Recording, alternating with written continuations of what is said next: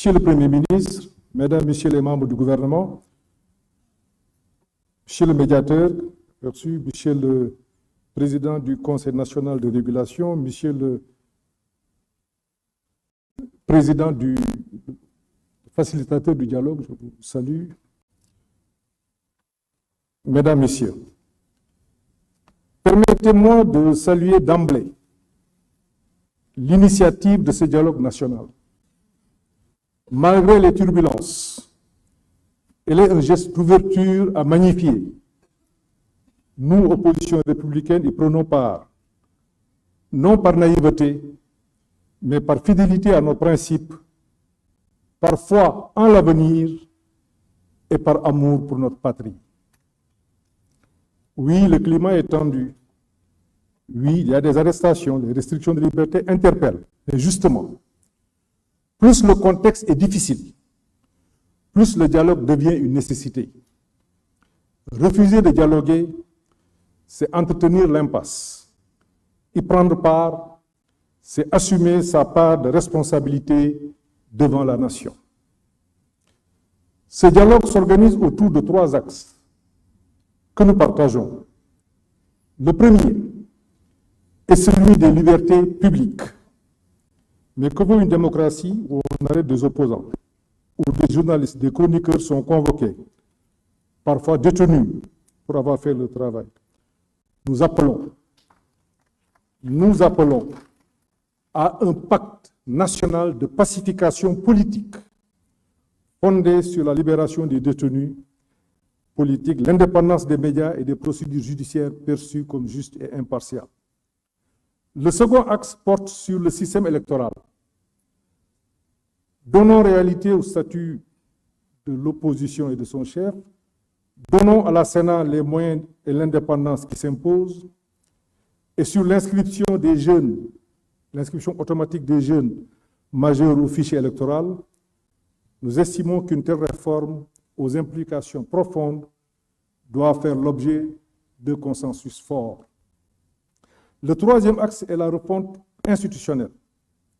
Il est temps de rendre nos institutions plus légitimes. Cela suppose de renforcer, c'est une proposition, la proportionnelle dans l'élection des députés et ou d'introduire un second tour dans le scrutin majoritaire. De même, la Haute Cour de justice doit être réformée, sa composition, aujourd'hui alignée sur la majorité parlementaire, ne garantit pas l'impartialité attendue.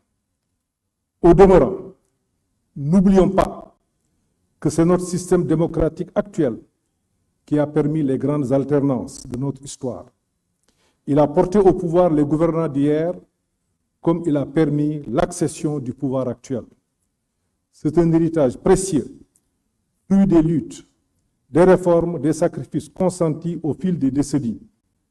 Que l'on soit au pouvoir ou de l'opposition, nous devons ensemble préserver cet acquis. Mais au-delà des questions politiques, l'enjeu central de mon point de vue reste économique. C'est pour cela que j'avais souhaité et proposé l'inscription de cette question à l'ordre du jour du présent dialogue. J'espère et souhaite vivement une mobilisation de tous les acteurs autour de ce sujet. Le Sénégal fait actuellement face à des pertes d'emplois, une dette croissante et une situation budgétaire préoccupante sur fond de vulnérabilité externe. On peut ne pas s'entendre sur les causes, mais il faut qu'on s'accorde sur les solutions. Ainsi, votre nouveau référentiel stratégique de l'action publique devrait être, de mon point de vue, mieux partagé pour améliorer sa mise en œuvre pour l'intérêt de tout le monde. De même, un pacte national sur l'emploi productif qui mobiliserait tous les acteurs autour des secteurs à fort potentiel serait vivement opportun. Enfin, une réforme de la politique budgétaire me semble être nécessaire et urgente. Elle ne peut plus attendre.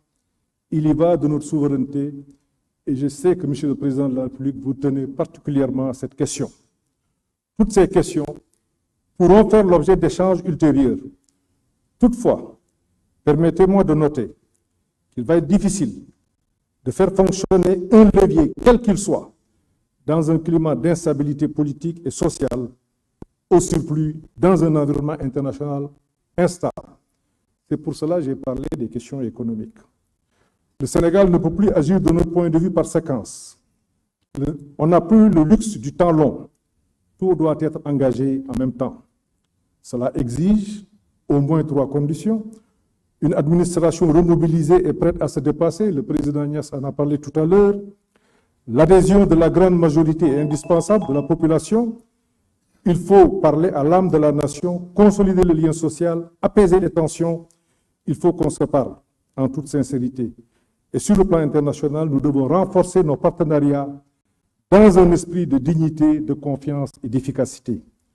Sur le plan social, je salue la signature du pacte de stabilité qui a été important, mais allons plus loin avec une conférence sociale nationale.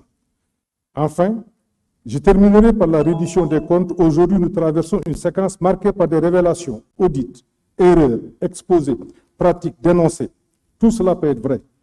Mais l'histoire récente nous montre que ces vagues émotionnelles sont cycliques. À chaque alternance, scandale, sanction, oubli, et on recommence. Tirant les leçons, Monsieur le Président de la République, nous devons engager des réformes pour mieux protéger le patrimoine de l'État, au-delà des régimes et des contingences politiques. C'est ce qu'il faut au Sénégal. Monsieur le Président de la République, je rêve d'un Sénégal où l'opposition est écoutée, pas écartée, où le débat est loyal, constructif, pas agressif, où la critique est utile, pas criminalisée. Le Sénégal a besoin de nous tous. Majorité, opposition, société civile, en un mot, toutes les forces vives. C'est ensemble que nous pouvons bâtir un avenir de stabilité, de progrès et de dignité. Je vous remercie de votre aimable attention.